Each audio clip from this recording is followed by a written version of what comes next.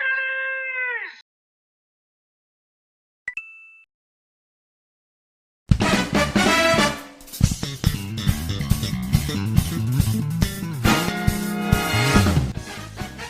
Whenever a new iteration in the Mario Kart series gets announced, the element I'm most excited for is the Nitro tracks. For those of you not familiar with the term, the Nitro tracks are the brand new courses found within each game. They usually inhabit the Mushroom Cup, the Flower Cup, the Star Cup, and the Special Cup. And while we don't even know yet what the new Mario Kart game might introduce, or even which console it'll be for, I think it's still fun to speculate on what we might see from its brand new courses. So, I decided to continue my ideas for Mario Kart 9 series by making videos that show you my ideas for courses. Shortly after beginning, I realized that the series might take a while to make, so I decided to split it up into parts. Each part contains 4 tracks, which make 1 cup. I've made model maps for every single one of the courses, and I've also included several other visual elements to make sure that my concepts and ideas are fully realized. Please keep in mind, though, that all of the ideas proposed in my videos are, well, ideas, so take them with a grain of salt.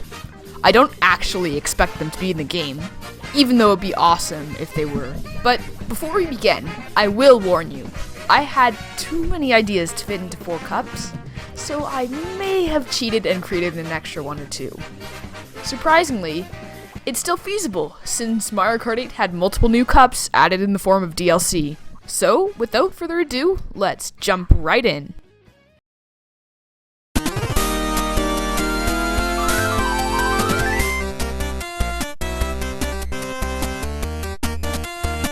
The very first track of the game, and of the Mushroom Cup, is Luigi Stadium. Visually, it'd be very similar to Mario Kart Stadium, except with a greener color scheme. This course is admittedly very simple, but I still try to keep it as fun as possible, all the while introducing some small unique elements that differentiate it from other circuit or stadium-style racetracks. After a quick start, you'd quickly undergo a few introductory turns, before entering a small tunnel section. Now, this isn't just any tunnel section, as it's actually taking place above ground, inside the pedestal of a giant statue of Luigi. Yup, you heard me right. You race inside the giant pedestal of a Luigi statue, represented by the green circle. Now, I know what you're thinking. That turn is way too sharp for the first course. Well, it'd actually be angled inwards by anti-gravity, making it so you hardly even have to turn at all. Once you've completed that turn, you'd emerge at the upper end of the pedestal, and begin a long and relatively straight uphill section that is rather unmemorable. Until you consider the fact that the course actually cuts through the spectator stands. I've always thought it was weird that the stadium or circuit courses never got close to the stands, so I decided to introduce that new element to the fray. Of course, you wouldn't actually drive in the literal stands. The course would just go through them. Though, all the nearby fans and spectators would be very close to the race. You could even see them waving their flags, cheering for their favorite racer, and even eating popcorn. It also might be worth mentioning that this section has a slight tilt to it, represented by the blue, to make things more interesting. After exiting that section, which, by the way, would have plenty of advertisements for the fictional Mario Kart companies, you'd enter a downhill section, where the ground is made up of a thick blue grate. To further aid your comprehension of this section, I whipped up a quick sketch, complete with boost pads, a dipping pattern, and an anti-gravity boosted turn at the end. After the turn, you'd be launched into the air, to make use of the gliders, slowly descending to the final and simplest part of the course. After a small turn, which can be cut using mushroom, you arrive at the final stretch, decorated with a red carpet. All along this section are photographers and cinematographers, anxious to snag some photos and some film. To further develop this Hollywood theme, there could even be some giant green letters that spell Luigi Wood that stand on the many hills that surround the gigantic stadium. Overall, this course is short but sweet, exploring an environment as cliché to the series as a stadium, while still adding its own unique touch. I hope we get something somewhere along the lines of this as the first track in Mario Kart 9.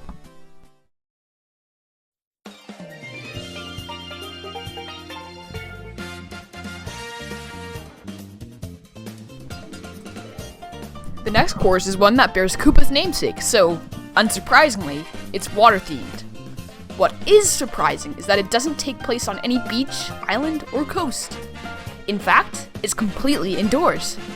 So, what the heck could it be? Well, a water park, of course. I'm somewhat surprised that we haven't seen any water park themed courses in a Mario Kart game before, but I'm sure they'll be doing one sometime soon. And that doesn't count, as it's more like a submerged theme park than an actual water park. So, where was I? Ah yes, the Koopa Dome. The majority of this track takes place on a huge water slide that somewhat resembles the tube section of Koopa Cape. It twists and turns, churning the water within it, making it a challenge for players to keep themselves in the torrent of water to maximize their speed. There are also plenty of dips and dives, making for a fast-paced race, especially at the last stretch where it goes into a kamikaze-like dive. From there, you enter a gliding section, which takes place over a wave pool. You'll eventually have to make a descent into the pool for an underwater section, but be careful, as the pool has loads of Goombas and tubes that are floating around, which prove to be cool and interesting obstacles, all the while contributing to the unique pseudo-tropical atmosphere. You'd slowly exit the pool and wind through a section with parasol tables and suntan chairs on the sidelines, before being blasted up into a steeply upwards gliding section, which lets you cut the huge line for the water slide up until about the final flight of stairs. And from there, the track repeats. Now, this would be a relatively short course, and it fits perfectly in the Mushroom Cup because, well, there aren't any places to fall. However, it'd still be very fun to play on because of the challenge that is staying with the torrent of water that's going down the water slide. I just can't stress enough how awesome it would be if you could race through an actual water park.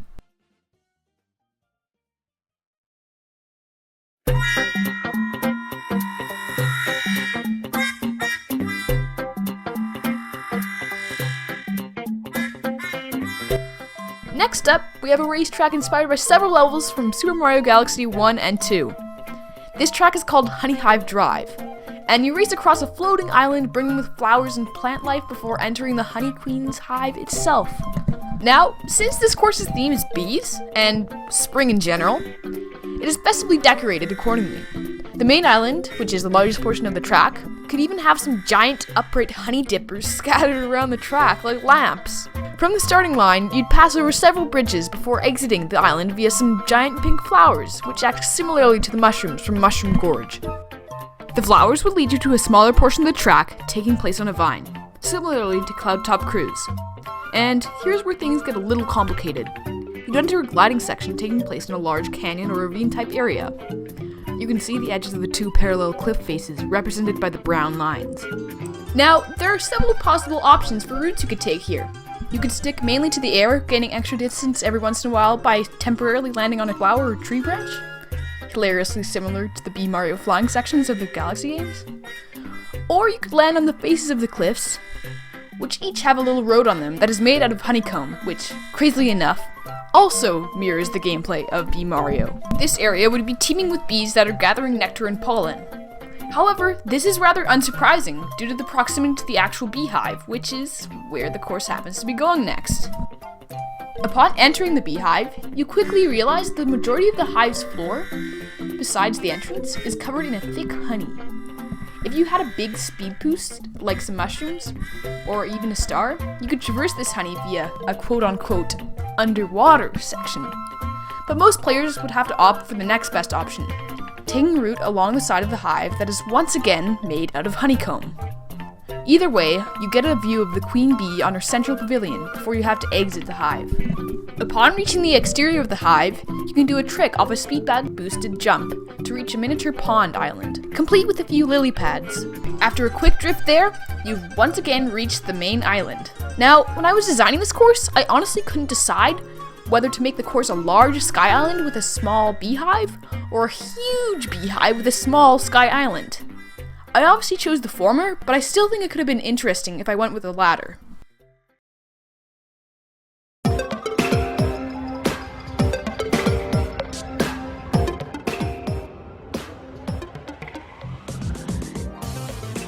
The final course for this video is one taking place in a giant cave setting. I'm really surprised we haven't gotten much of a cave course yet, considering the humongous influence that the underground levels have had on the main series Mario games. And while I was originally going to make it kind of generic, I stumbled upon an image from the Hobbit movie that really made me change my mind. Just look at it. There's something about caves of such grandeur and magnitude that really evokes a sense of mystery, a feeling that I wanted my course to emulate. And before I unveil the map of the course, I'd just like to explain that it is somewhat different than my other maps. Why? Well, a good proportion of the race takes place on the roof of the cave, and it was hard to represent that with a bird's eye view. So I went with the side view, which has made the layout a little harder to follow. The course's name is Monty Mole Mines, so naturally, much of it takes place in a mining village populated by Monty Moles. But before we get to that part of the race, let's start from the beginning. The starting line for this course is on the upside down section that takes place on the roof of the cave. Here, you weave through a bunch of stalactites before the course actually descends down one, leaving you free falling to the next section of the race. You'll land at the small red target pictured on the map, and you'll proceed to race through the village of the Monty Moles, including rooms carved out into stalagmites, bridges over a seemingly endless abyss, and a turn taking place in a storage room with a bunch of cargo boxes as potential hazards. You'll then exit this village by entering a cave path that leads to a part of the track lit by huge fluorescent crystals. I know I didn't include it in the map, but maybe this section could even have a large dip, kind of like Wario's gold mine. And as you finally exit this section, you'll pass over a few bouncy fluorescent mushrooms. The next part of the course has you driving along a wrought iron bridge, precariously hanging along the cave wall, before the track actually moves onto the wall to climb it and return to the roof. However, this isn't as easy as it initially seems. See that blue line? That is the path of the giant mole train from Donkey Kong Country Returns, complete with a drill and several carts. Because of its size and speed, it is challenging to dodge, making the final stretch of the course an exciting one.